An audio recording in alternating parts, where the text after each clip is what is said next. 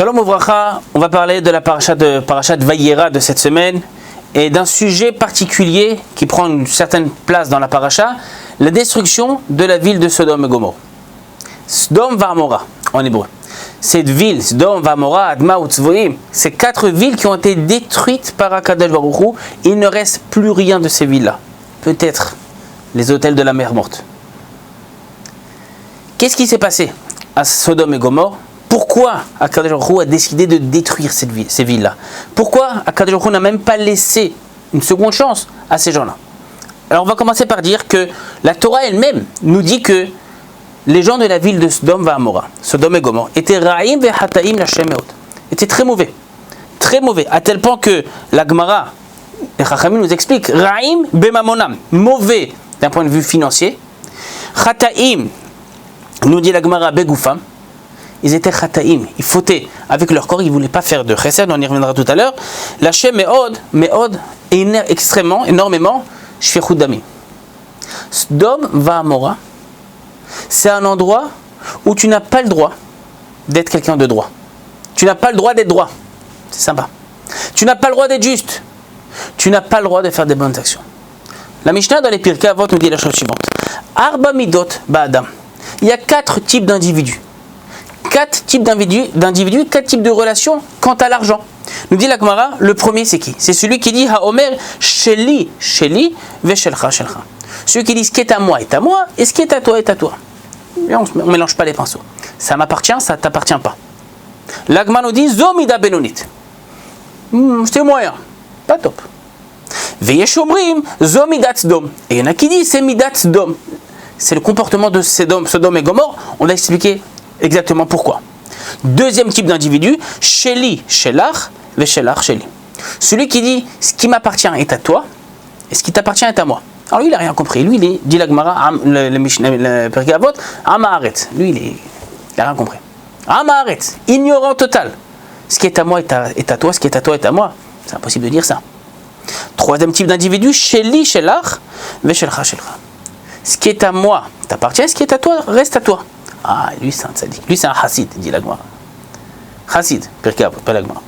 Sheli, Veshelach, Sheli, celui qui dit ce qui est à moi est à moi, et ce qui est à toi m'appartient aussi, Racha, lui c'est quelqu'un de Racha.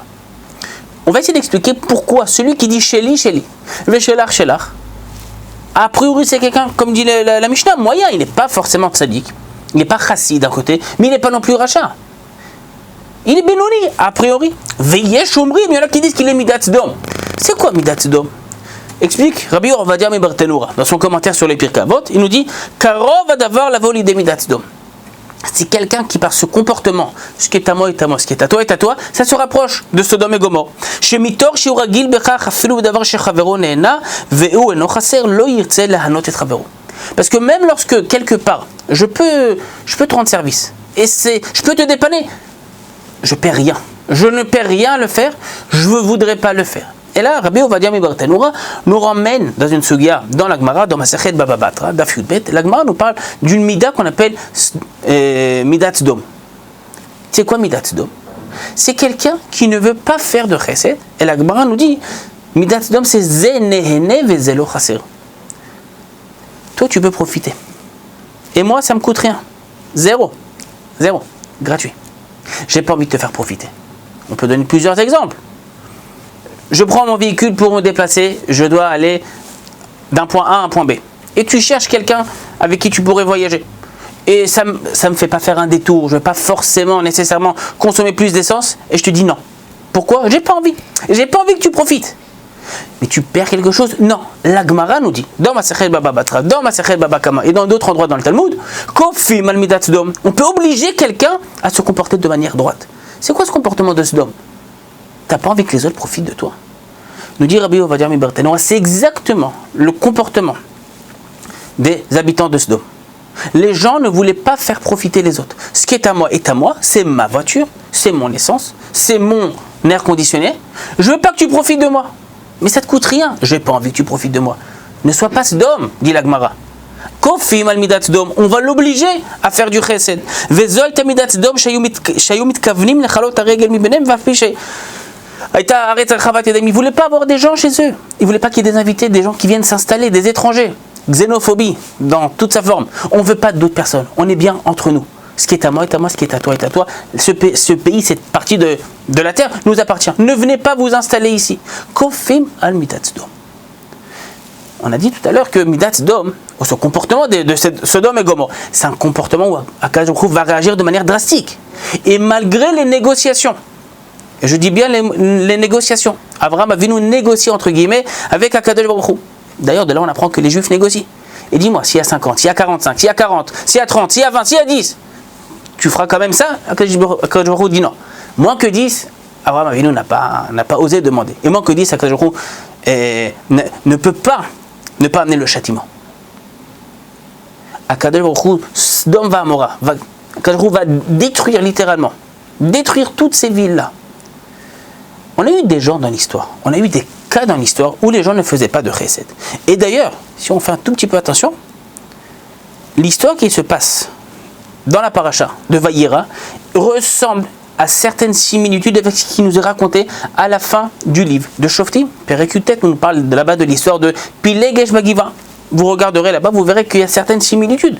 Et malgré tout, on n'a pas décimé tous les gens on n'a pas fait pleuvoir Gofrid, Vamelar, du soufre et du sel. Et la faute qui a été commise par la tribu de Binyamin ou les gens de la ville de Givan n'a pas été aussi grave que celle de la ville de Sodome et Gomorrhe.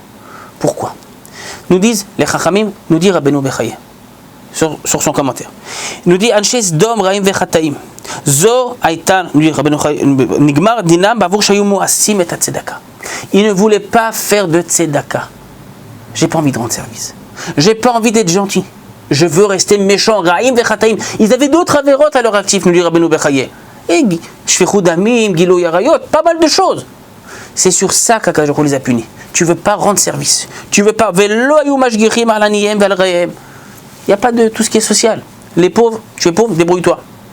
Tu es dans une mauvaise passe financièrement, débrouille-toi. Ne compte pas sur moi. Moi, je vais te donner, te procurer un bénéfice. Mais putain, je suis pas là pour ça. Je suis pas un pigeon. C'était des gens mauvais. Nous dit Rabbeinu Bechaye, malgré toutes les fautes qu'ils ont eues, c'est sur ça que le décret d'Akadosh Baruch Hu va s'abattre. Un d'autres commentateurs, parmi les Rishonim, Rabbi Yitzhak Arama, dans son commentaire Akedat Yitzhak, il nous dit, ça va même un peu plus loin que ça. C'est pas seulement qu'ils ne faisaient pas de chesed à titre individuel, c'est qu'en tant que société, d'un point de vue légal, la loi interdisait de faire du chesed. La loi interdisait d'héberger des nouveaux venus, des invités. À Sourd, c'était interdit de le faire. C'est pas seulement que moi, personnellement, j'étais quelqu'un de mauvais. C'était que les gens eux-mêmes, et c'était corroboré par la loi, c'était interdit de faire du chesed. Nous dit Rabbi Yitzhak Arama, lorsqu'une société fait de mauvaises lois, des lois qui interdisent de faire du chesed, cette société n'a pas sa place sur terre. La faute de Sodom va Amora est tellement grave qu'il ne reste rien de Sodom va Amora. Parce que lorsque tu ne veux pas faire de chesed, ça va à l'encontre même de la création du monde. Nous dit David Ameller dans le livre de Teilim, Olam chesed ibane. Le monde est bâti et construit sur la notion de chesed. C'est quoi chesed? On est exactement dans les parachutes de Avraham Avinu, l'amida du chesed, faire du bien, essayer de rendre service, de dépanner les gens. Faire du tzedaka va chesed. Le monde est basé sur une notion de chesed. Si tu veux pas faire du chesed, tu vas à l'encontre même du projet du Créateur, Akadosh Baruch Hu, qui a fondé ce monde sur le chesed. De là, on apprend deux choses. Un, comment nous, on peut aspirer à être comme Avraham Avinu, Isha chesed. Titen emet li Yaakov chesed l'Avraham, nous dit le Navi. Être comme Avraham Avinu, faire du chesed, Avraham ou Avi. Et de l'autre, s'éloigner au maximum de cette mauvaise mida qui est Zenene Vezelo Haser. Si quelqu'un d'autre, je peux lui rendre service, et je ne le fais pas parce que ça me dérange, qu'il profite de moi, c'est une très mauvaise mida à éradiquer. Tout le chumage de Bereshit, que nous venons de commencer il y a quelques semaines, on apprend des trois avot, Avraham, Yitzhak et Yaakov. On apprend des bonnes midot. Des bonnes midot qui feront de nous par la suite des bons juifs qui recevront la Torah. Bezrat Hashem. Shabbat Shalom, Umvorach.